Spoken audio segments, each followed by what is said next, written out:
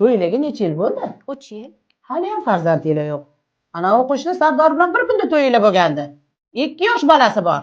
Ziyoda, tinchlikmi? Nimaga bu yerda o'tiribsan? Amtozim aka, biz birga yashayolmaymiz. Bilasiz, farzandimiz ham yo'q. Aksiga olib oyijon yana yuzimga soldilar. Biz ajrashamiz. Mani ajrashadigan xotinim yo'q. Farzand bo'lmasa, bolalar uydan asrab olib bo'lsa ham farzand boqamiz. Bu gapingni bir marta ayting, ikkinchi marta eshitmang. Tushundingmi? Turqani o'rningga. Yur. Ona, bizda farzand bo'lmayotganini keliningiz yuziga solmasangiz bo'larmidi?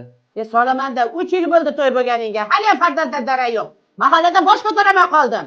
Endi bo'lib qolar ona, harakat qilyapmiz-ku biz ham. Mani sen ajrashasan. Gap tamom assalom. Yo, siz o'ylab gapiryapsizmi? Ajrashadigan xotinim yo'q mani. Kerak bo'lsa asrab olib bo'lsa ham bola boqaman. Bilganingni qil. Amtozim aka, sizga bitta so'm yangiligim bor. Nima yangilik ekan? Qanaqa bo'lsin? Ayt endi. Siz yaqinda o'tasiz. Nima? Rostdanmi? Yur, bunaqa yangilik onamga aytmasang bo'lmaydi. Yur. Ona, bizga kutgan kun keldi, ona. Mahallada bemalol boshingiz ko'tarib yurasiz endi. Nima bo'ldi shunchalik? Siz yaqinda bu bo'lasiz, ona. Rostdanmi? Rostdan, ona. Voy bolalarim, kelinglar bag'rimga bosay.